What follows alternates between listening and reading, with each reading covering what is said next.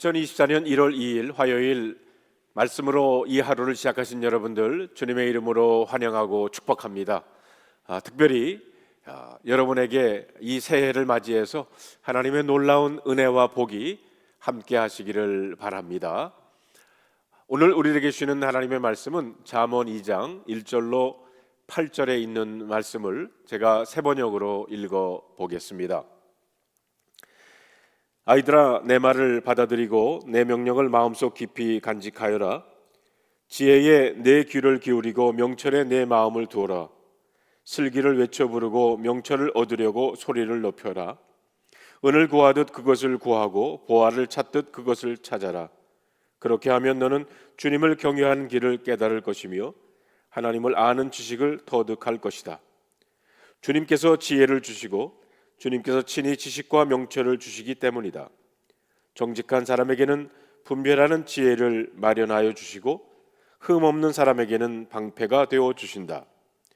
공평하게 사는 사람의 길을 보살펴 주시고 주님께 충성하는 사람의 길을 지켜 주신다. 오늘 저와 여러분에게 주시는 하나님의 말씀입니다.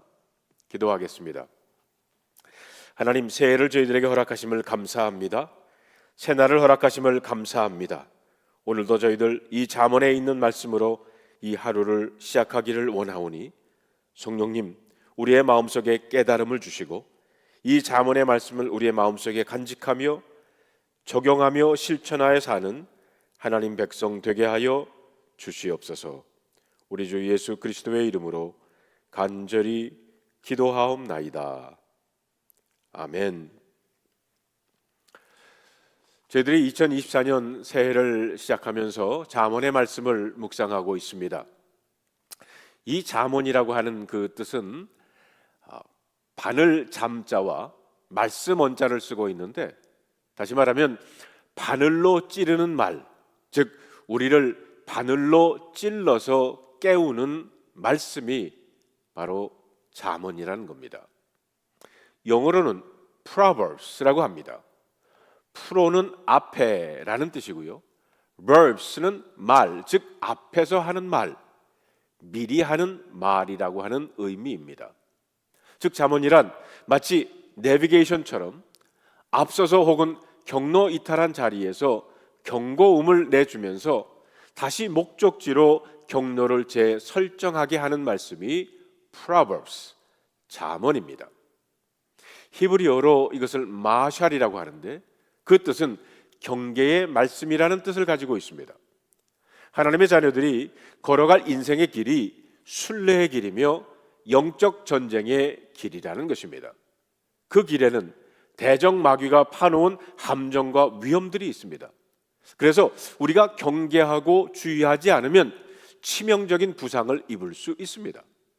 이렇게 잠언은 하나님의 자녀들이 순례의 길을 가면서 마귀의 함정과 위험들을 잘 분별해서 순례의 길을 완주해서 승리의 면류관을 받을 수 있도록 도와주는 책이 바로 잠언인 것입니다. 그러니까 영적 전쟁에 살아있는 매뉴얼과 같은 책입니다. 잠언 1장 1절에 보면 다윗의 아들 이스라엘 왕 솔로몬의 잠언이다 라고 시작이 됩니다. 잠언은 하나님을 경외하는 삶을 통해 얻은 경험적인 지혜를 의미하며 주로 솔로몬 왕이 자기의 일생을 통해 깨달은 교훈입니다. 물론 솔로몬 이외에 몇 사람들의 잠언이 포함되어 있기는 하지만 대부분이 솔로몬 왕이 썼습니다. 이 잠언의 핵심 주제가 바로 1장 7절에 나옵니다. 여호와를 경외하는 것이 지식의 근본이거늘 미련한 자는 지혜와 훈계를 멸시한다고 그랬습니다. 여기 근본이라고 하는 단어는 시작이라는 뜻입니다. 지혜의 시작은 여호와 하나님을 경외하는 겁니다. 경외한다는 말이 영어 성경엔 fear로 번역되었는데 이것은 단지 두려워한다는 뜻이 아닙니다. 이것은 자식이 아버지에게 갖는 경건한 존경심을 뜻합니다. 하나님의 자녀들이 하나님 아버지, 우리를 위해 독생자를 내어주신 사랑에 대한 경건한 두려움이라는 겁니다. 그래서 종교 개혁자들은 이것을 코람데오라고 했습니다. In the presence of God. 주님의 임재 앞에서 복음 안에서 진정으로 자유롭게 살 수 있습니다. 그러나 언제 어디서 무슨 말과 행동을 하든지 너희들이 하나님 임재 앞에 있다는 것을 잊지 말라는 뜻입니다. 하나님의 임재 앞에 있다는 것을 의식하는 사람이 거짓말을 할 수 있겠습니까? 하나님 임재 앞에 있다는 것을 알면서 남에게 해를 끼치겠습니까? 하나님의 임재를 의식하는 사람이 몰래 야동을 보겠습니까? 하나님의 임재 앞에 있는 사람이 돈 벌겠다고 사기치겠습니까? 하나님의 임재 앞에 있는 사람에게는 이거 하지 말라 저거 하지 말라 잔소리할 필요가 없다는 것입니다. 잠언에는 지혜라는 단어가 41번 나오는데 잠언 전체를 뚫고 있는 핵심 단어가 바로 이 지혜입니다. 이 지혜를 히브리어로 호크마라고 부르는데 그 의미는 첫째로 하나님을 아는 지식이요, 둘째는 그 지식에 근거해서 인생의 길을 바르게 선택하고 결정하는 능력을 뜻합니다. 호크마 지혜는 예수님의 보혈로 거듭나는 순간, 그래서 성령님께서 우리 안에 거하시기 시작하는 그때부터 모든 하나님의 자녀에게 주시는 지혜의 작은 씨앗으로 주시는 선물입니다. 성령이 우리에게 임할 때 방언이 터지고 은사의 능력이 일어나기도 하지만 성령이 임할 때 우리에게 일어나는 엄청난 사건 중에 하나가 바로 그때부터 하나님의 지혜가 우리에게 임한다는 것입니다. 오늘 읽은 2장에서는 노력하고 갈망해야 지혜를 얻을 수 있다고 말씀을 하십니다. 우리 2절과 3절에 있는 말씀을 한번 같이 읽어볼까요? 지혜에 내 귀를 기울이고 명철에 내 마음을 두어라. 슬기를 외쳐 부르고 명철을 얻으려고 소리를 높여라. 사람들은 먹고 사는 문제에 대해서는 마음을 많이 씁니다. 부자가 되는 방법에 대해서는 생각의 회로가 빨리 돌아갑니다. 그런데 눈에 보이지 않는 지혜를 얻고 구하는 일에 대해서는 둔감합니다. 솔로몬은 4절의 말씀에서 마치 우리가 은과 보배를 구하는 것처럼 지혜를 구하라고 말씀하고 있습니다. 4절을 봅시다. 은을 구하듯 그것을 구하고 보화를 찾듯 그것을 찾아라. 즉 지혜를 구할 때 은이나 감추어진 보배를 찾는 것 같이 간절하게 찾아야 발견할 수 있다고 하는 말씀입니다. 만약 우리 주변에 보물이 감추어져 있고 찾는 자가 임자라고 말한다면 사람들은 눈에 불을 켜고 찾으려고 노력을 할 것입니다. 그런데 사람들은 어리석게도 지혜가 광장에 있고 하나님의 창조 세계 안에 있다고 말하는데도 찾으려고 노력하거나 구하지를 않습니다. 그러므로 솔로몬은 지혜를 마치 은이나 보화를 찾는 것처럼 간절하게 구하라고 말씀하고 있습니다. 이어서 구체적으로 어떻게 살아야 지혜를 찾을 수 있는지 설명해 줍니다. 정직한 사람에게는 분별하는 지혜를 마련하여 주시고 흠없이 사는 사람에게는 방패가 주어 주신다. 이렇게 7절에 말하고 있습니다. 완전한 지혜를 얻을 수 있는 유일한 방법은 정직한 자가 되어야 한다는 겁니다. 정직한 삶을 사는 것은 쉬운 일이 아닙니다.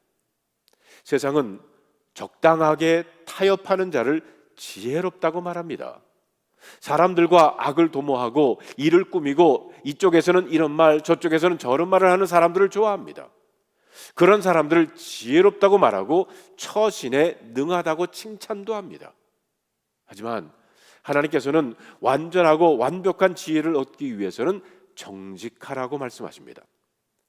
여기서 말하는 정직은 우리가 생각하는 도덕적인 정직보다 훨씬 차원이 높습니다. 하나님의 말씀을 따라가는 것이 정직이기 때문입니다. 인간의 의지에 따라 사는 것이 정직이라면 사람마다 기준이 다 다를 것입니다.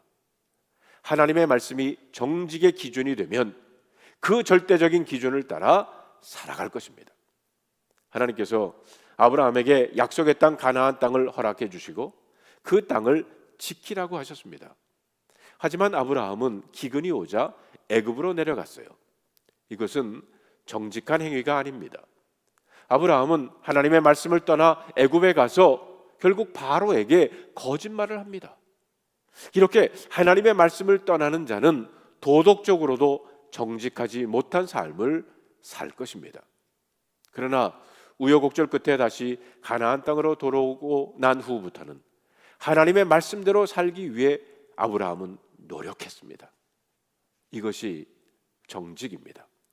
정직은 하나님의 말씀을 지키려고 발버둥 치는 겁니다.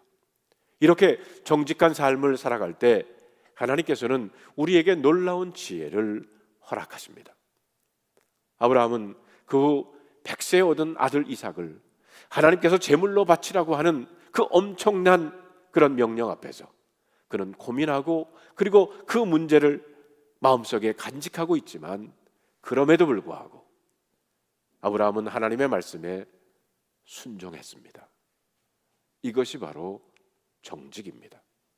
우리가 이렇게 정직한 삶을 살아가면 하나님은 감추어 주신 보배와 같은 지혜를 허락하신다는 거예요. 아브라함이 그렇게 이삭을 제물로 바치려고 했을 때 하나님께서는 어린 양을 미리 준비해 주셨습니다. 우리 16절에 있는 말씀을 다 같이 한번 읽어볼까요? 지혜가 너를 음란한 여자에게서 건져주고 너를 꾀는 부정한 여자에게서 건져줄 것이다.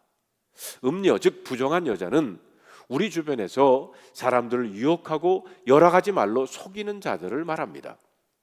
우리 주변에 이런 악한 사람들이 얼마나 많이 있습니까? 지혜가 없고 정직한 삶을 살아가지 않으면 바로 이런 음녀와 부정한 자들이 우리를 가만두지 않는다는 것입니다.